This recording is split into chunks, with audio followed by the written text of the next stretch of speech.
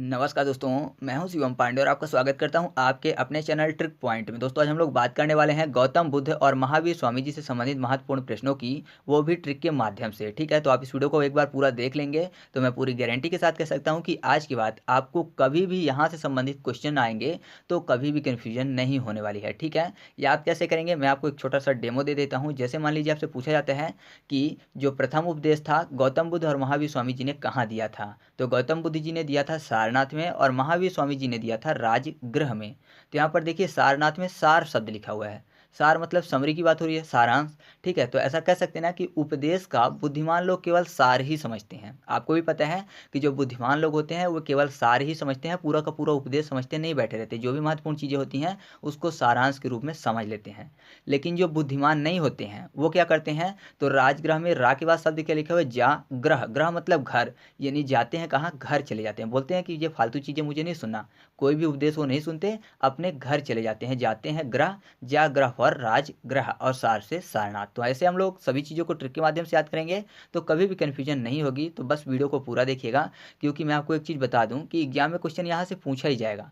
Full guarantee है मेरी कि एग्जाम में क्वेश्चन पूछा जाएगा और आपको भी पता है कि पूछा जाता है। ठीक है, और अभी तक यूट्यूब में ऐसी कोई भी वीडियो अपलोड नहीं है जो आपको गौतम बुद्ध और महावीर स्वामी जी से संबंधित महत्वपूर्ण प्रश्नों को ट्रिक के माध्यम से याद करवा सके। ठीक है, तो आगे की ट्रिक शुरू करूं उससे पहले मैं आपको एक चीज़ बता दूं कि यह वीडियो किसी भी व्यक्ति, धर्म या फिर समुदाय की भावना को ठेस पहुंचाने के लिए बिल्कुल भी नहीं बनाया जा रहा है। यह केवल और केवल एग्जाम की दृष्टि से बनाया जा रहा है कि जब भी क्वेश्चन पूछे जाए तो सभी बच्चे आसानी से इसका सही जवाब दे पाएँ। ठीक है, तो गलत तरीके से मत लीजिएगा, और वीडियो थोड़ी लंबी होगी तो आपके पास टाइम हो तभी आप वीडियो देखना। ठीक है, तो चलिए वीडियो को शुरू करते हैं। तो आपके सामने स्क्रीन में एक तरफ गौतम बुद्ध से संबंधित चीज़ें आएंगी और दूसरी तरफ आएंगी महावीर स्वामी जी से संबंधित चीज़ें।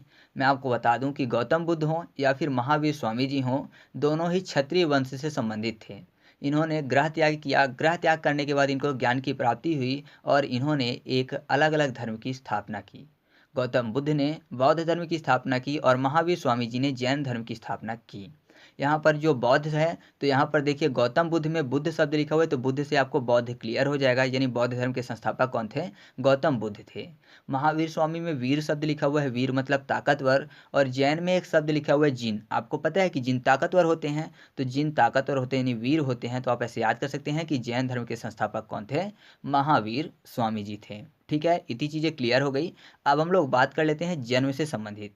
तो जो गौतम बुद्ध थे इनका जन्म हुआ था 563 ईसा पूर्व में। कहाँ हुआ था, तो वह हुआ था नेपाल के कपिलवस्तु के लुम्बिनी में। ठीक है, महावीर स्वामी जो थे इनका जन्म हुआ था 540 ईसा पूर्व में। वह हुआ था बिहार के वैशाली के कुंड ग्राम में। कुंड ग्राम जिसका वर्तमान नाम है वासुकुंड। और मैं आपको बता दूं जो लुम्बिनी है नेपाल में, उसका जो वर्तमान नाम है वह है निगलीवा। ठीक है, निगलीवा गांव के नाम से अब जाना जाता है। मैं आपको सभी चीज़ें प्रॉपर दूंगा क्योंकि एग्जाम में कभी कभी घुमा फिरा के पूछ लिया जाता है। ठीक है, तो चलिए अब हम लोग याद करते हैं। जन्म में जो जा शब्द लिखा हुआ है वह कैसा दिखता है, पाँच की तरह। जा जो है पाँच की तरह दिख रहा है, तो दोनों तरफ पाँच पाँच लिख लेते हैं। ठीक है, सबसे पहले ये क्लियर हो गया आपको कि जो जन्म वाला है वह पाँच से स्टार्ट होगा।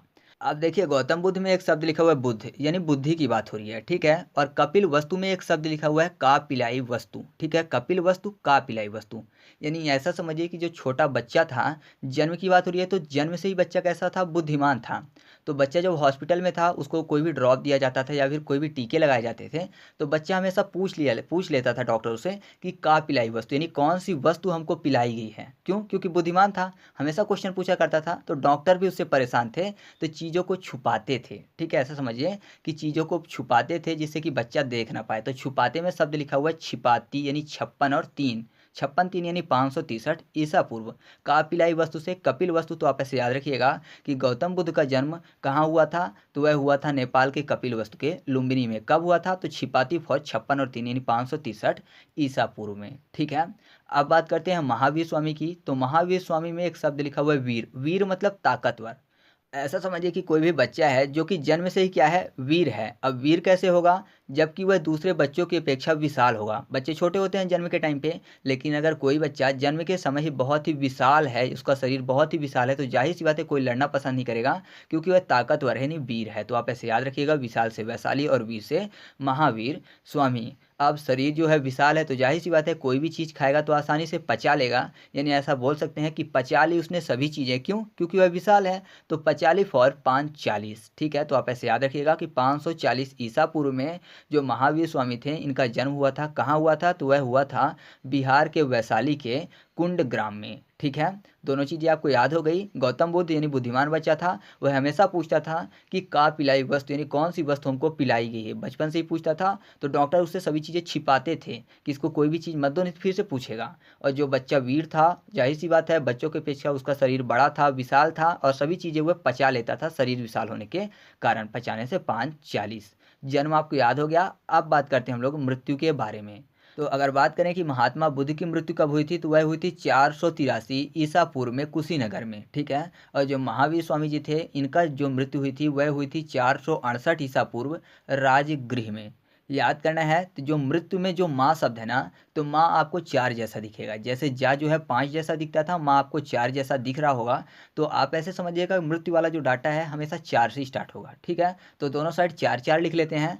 अब देखिए गौतम बुद्ध में एक शब्द लिखा हुआ है बुद्ध। बुद्ध मतलब बुद्धि की बात हो रही है। अच्छा, बुद्धि की बात अगर करते हैं तो हमेशा इंसान ये सोचता है कि जो बुद्धिमान लोग होते हैं वो क्या करते हैं, एक तीर से हमेशा 2 निशाने लगाने की कोशिश करते हैं। यानी हार्ड वर्क नहीं करते, स्मार्ट वर्क करते हैं, ठीक है। एक तीर से 2 निशाने, तीर फॉर 83, ठीक है। तो आप ऐसे याद रखिएगा कि मृत्यु तीर से ही होती है, ठीक है। अगर तीर लग जाए किसी को तो मृत्यु हो जाएगी। तो तीर से 83 यानी 483 ईसा पूर्व में किसकी मृत्यु हुई थी? गौतम बुद्ध की। अब बुद्ध थे यानी बुद्धिमान थे, तो जाहिर सी बात है उन्होंने कहा मृत्यु में हमारे ज़्यादा खर्चा करने की ज़रूरत नहीं है, लोगों के कल्याण में ये चीज़ें लगाओ तो ज़्यादा फायदा होगा। तो उन्होंने क्या कहा कि हमें ज़्यादा खर्च करने की ज़रूरत है, मृत्यु के टाइम पे, दाह संस्कार के टाइम पे कुसे की सेज में भी लेटा के अगर दाह संस्कार कर दिया जाए तो बहुत है, ठीक है। उन्होंने बोला कि खर्चा मत करो, कुसा के सेज में ही हमारे दाह संस्कार कर दिया जाए। तो कुसा फॉर, कुसा मतलब घास फूस की पत्तियों की बात हो रही है, ठीक है। तो कुसा फॉर कुशीनगर आपको याद आने वाला है। तो याद रखिएगा 463 ईसा पूर्व में कुशीनगर में गौतम बुद्ध की मृत्यु हुई थी। महावीर स्वामी को याद करना है तो यहाँ पर वीर शब्द लिखा हुआ है। वीर मतलब राजा महाराजा टाइप नहीं आ रहा है आपको वीर से समझ में? तो जो राजा महाराजा लोग होते हैं वीर होते हैं। जाहिर सी बात है युद्ध में बहुत सारे लोगों को बंधक बना लेते हैं। अब उनकी मृत्यु हो गई तो जाहिर सी बात है मृत्यु होने के बाद क्या होगा, जो भी बंधक थे सब छूट गए, है ना। एक ही राजा था, जैसे उसकी मृत्यु हुई तो बंधक क्या हुए, अब छूट जाएंगे। तो छूटने में 6 और 8 छू 8 6 8 6 8 फॉर 468 ईसा पूर्व। और यहाँ पर मैंने आपको बता ही दिया कि वीर है, जाहिर सी बात है वीर से राजा जैसा कुछ आ रहा है। तो राजा से आपको राजगृह याद आ जाएगा कि 468 ईसा पूर्व में राजगृह में महावीर स्वामी जी की मृत्यु हुई थी। तो जन्म क्लियर हो गया, मृत्यु क्लियर हो गई। जन्म का स्थान और मृत्यु का स्थान भी पता चल गया। यानी 10 क्वेश्चन हम लोगों ने यहाँ से याद कर लिए। अब हम लोग सभी चीज़ों को बहुत ही फास्ट तरीके से याद करेंगे, ठीक है। अभी तक डेट थी तो इनको याद करना थोड़ा कठिन काम था। तो वीडियो आपको अच्छी लग रही हो तो प्लीज़ वीडियो को लाइक कर दीजिएगा, क्योंकि फिर आप लोग भूल जाते हो। तो चलिए अब हम लोग आगे बढ़ते हैं। अब हम लोग बात कर लेते हैं पिताजी की। तो जो गौतम बुद्ध थे इनके पिताजी का नाम था शुद्धोधन। कहीं कहीं आपको सिसोधना भी लिखा हुआ मिल जाएगा, ठीक है।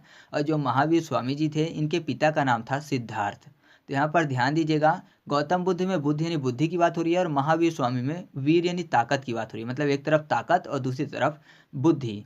अब अगर किसी व्यक्ति के पास ताकत होगी तो जाहिर सी बात है उसको बुद्धि की जरूरत पड़ेगी, और जिसके पास बुद्धि होगी उसको ताकत की जरूरत पड़ेगी, है ना। यानी देखिए जो महावीर स्वामी जी के पिता का नाम सिद्धार्थ था, तो सिद्धार्थ में सीधा शब्द लिखा हुआ, यानी पिताजी कैसे थे, सीधे थे, बिल्कुल बहुत ही शांत थे। अब सीधे थे तो लोग परेशान करते थे उनको।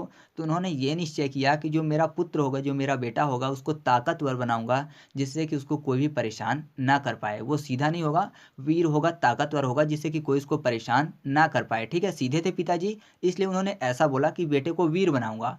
तो जिनका बेटा वीर है यानी महावीर है, उनके पिता कौन है, सीधे हैं, सीधे फॉर सिद्धार्थ हैं। तो आप ऐसे याद रखिएगा, महावीर स्वामी जी के पिताजी का क्या नाम था, सिद्धार्थ था। अब गौतम बुद्ध के पिताजी का नाम याद करने के लिए देखिए तो शुद्धोधन में एक शब्द लिखा हुआ है धन। सिसोधना भी लिखा हुआ मिलेगा तो वहाँ भी आपको धन शब्द मिल जाएगा।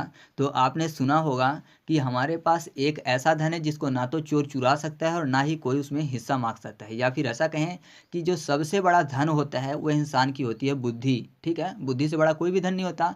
तो बुद्धि फॉर बुद्ध यानी गौतम बुद्ध और धन फॉर शुद्धोधन। तो याद रखिएगा, जो गौतम बुद्ध थे उनके पिताजी का नाम क्या था, शुद्धोधन था। वैसे हमारे यहाँ एक मुहावरा है, आई कौड़िया आई बुद्ध और गई कौड़िया गई बुद्ध। मतलब पैसे आए तो तो बुद्धि आई और पैसे गए तो बुद्धि गई। तो आप ऐसा समझिए कि जो पिताजी थे उन्होंने बोला कि हमारे पास धन है यानी पैसे हैं, तो जाहिर सी बात है हमको बुद्धि वाला बेटा चाहिए। अगर बुद्धि होगी तो अच्छी जगह खर्च करेगा और ये पैसे डबल हो जाएंगे, बुद्धिमान नहीं होगा तो ये सब पैसे बेकार हैं। ठीक है, तो आप ऐसे भी याद कर सकते हैं। तो चलिए अब हम लोग आगे बढ़ते हैं। अब हम लोग बात कर लेते हैं माता जी के बारे में।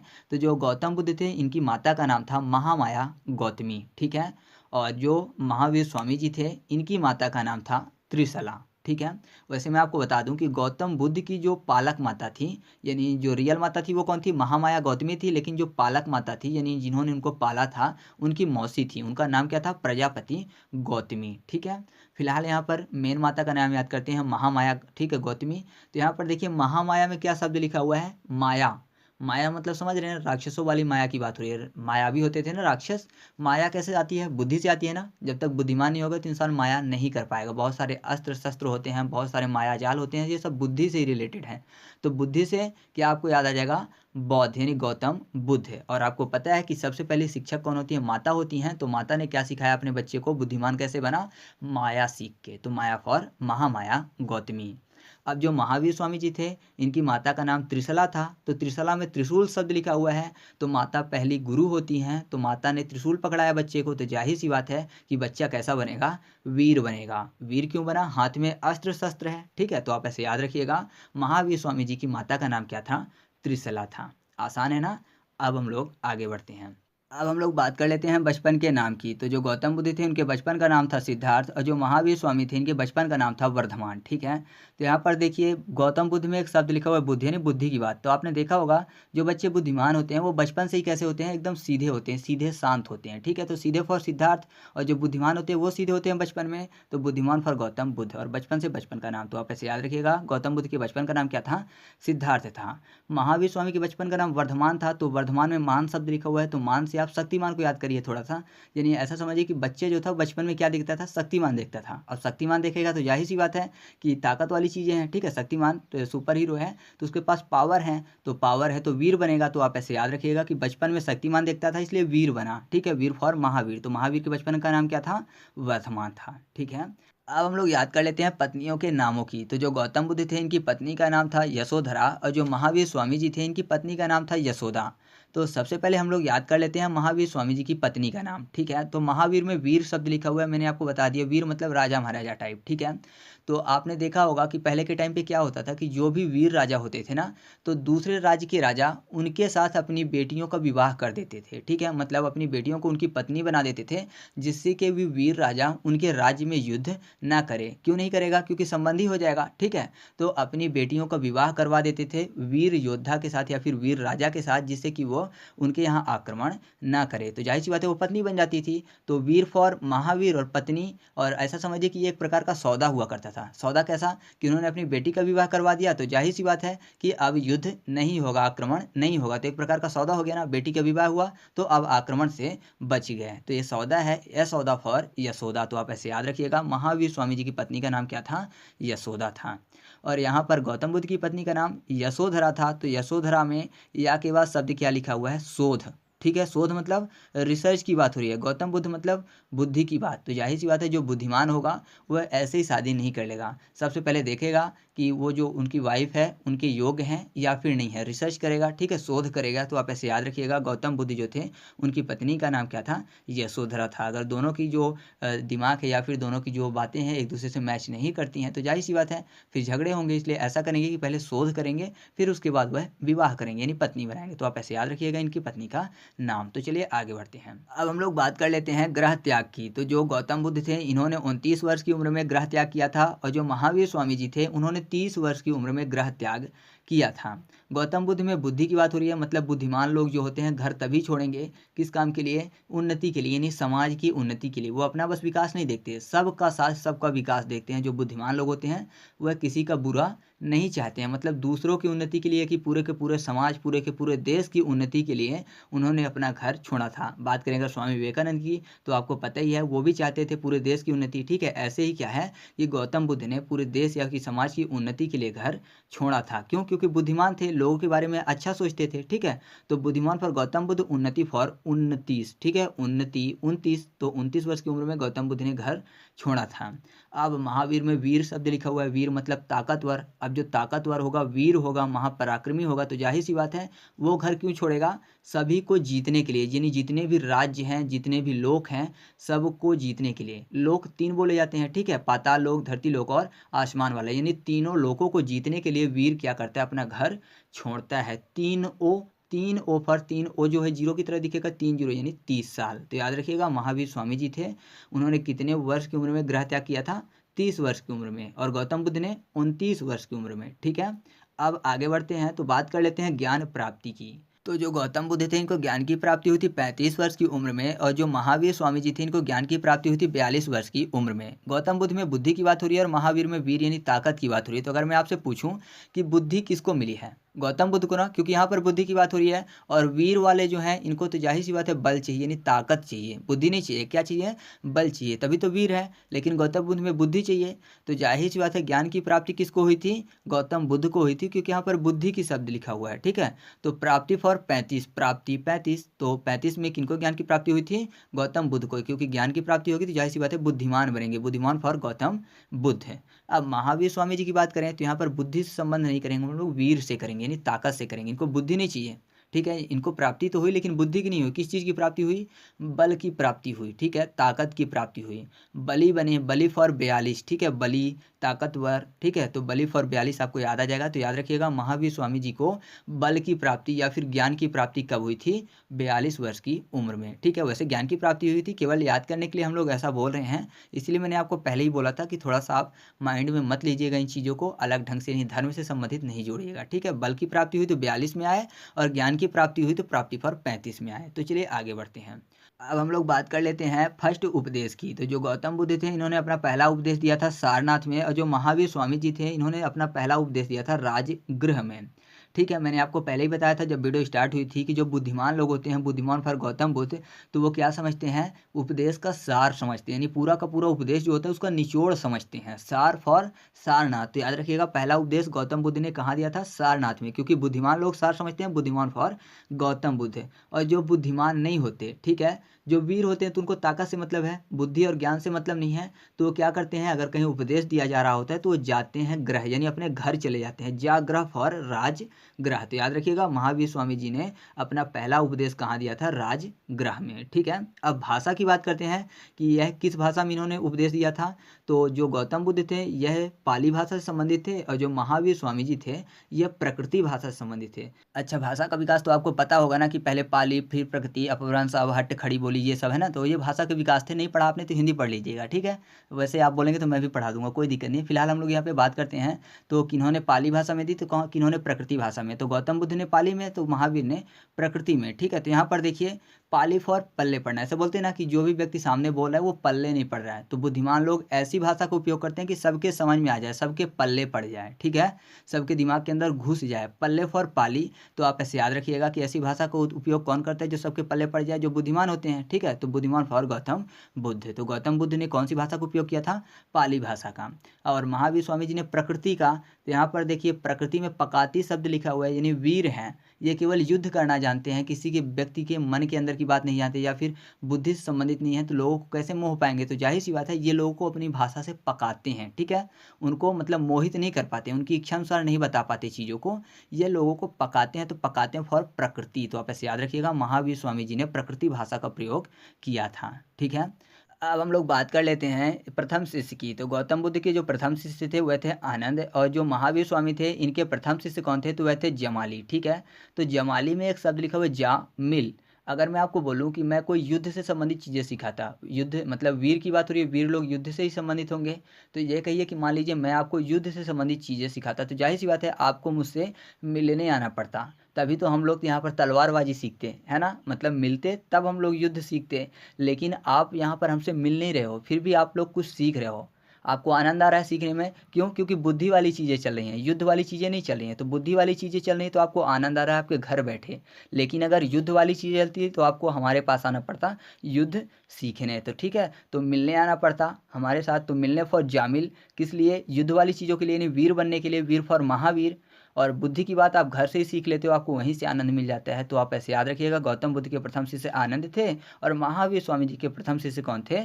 जमाली थे। ठीक है, जमाली वैसे उनके जो बेटी थी उनके पति थी, यानी महावीर स्वामी जी के कौन थे? दामाद थे या फिर जमाई थे, ऐसा समझिएगा। ठीक है, कुछ चीज़ें और हैं उनको भी हम लोग ट्रिक के माध्यम से याद कर लेते हैं। जैसे कि जो महावीर स्वामी जी थे इनकी पुत्री का नाम था प्रियदर्शना, और जो गौतम बुद्ध थे इनकी पुत्री नहीं थी, एक पुत्र थे, उनका नाम था क्या?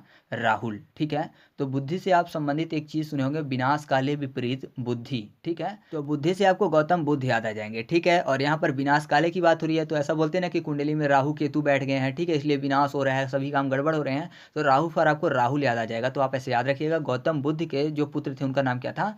राहुल था। ठीक है, महावीर स्वामी जी की पुत्री थी, पुत्र नहीं थे, पुत्री का नाम क्या था? प्रियदर्शना था। तो यहाँ पर वीर यानी राजा महाराजा टाइप, ऐसा मैंने आपको पहले ही बता दिया। तो राजा महाराजा की जो पुत्रियां होती थी वो कौन होंगी? राजकुमारी होंगी। तो लोग उनके दर्शन के लिए आएंगे, दर्शन फॉर प्रियदर्शना। तो याद रखिएगा, महावीर स्वामी जी की पुत्री थी, क्या नाम था उनका?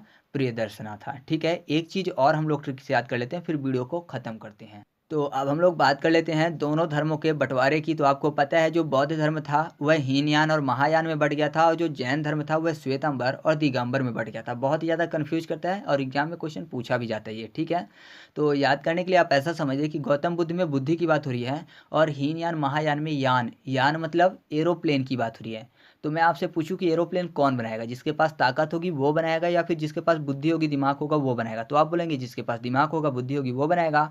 तो बुद्धि फॉर बुद्ध यानी गौतम बुद्ध, यान फॉर हीनयान और महायान। तो याद रखिएगा, हीनयान और महायान में कौन सा धर्म बटा था?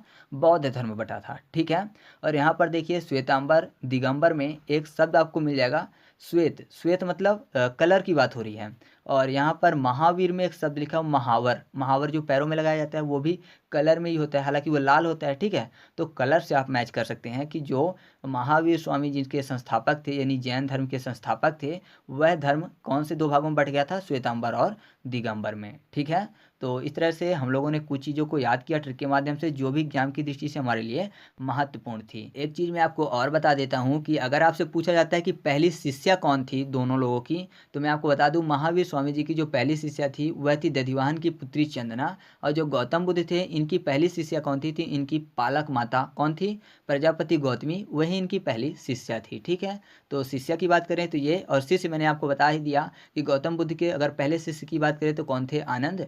और महावीर स्वामी जी के पहले शिष्य कौन थे? तो वह थे जमाली। ठीक है, तो इस तरह से अपनी ये ट्रिक कंप्लीट हुई। अब हम लोग एमसीक्यू टेस्ट की तरफ चलते हैं। तो पहला क्वेश्चन आपके सामने है कि गौतम बुद्ध के बचपन का नाम क्या था? क्वेश्चन नंबर 2, महावीर स्वामी जी के प्रथम शिष्य का नाम क्या था?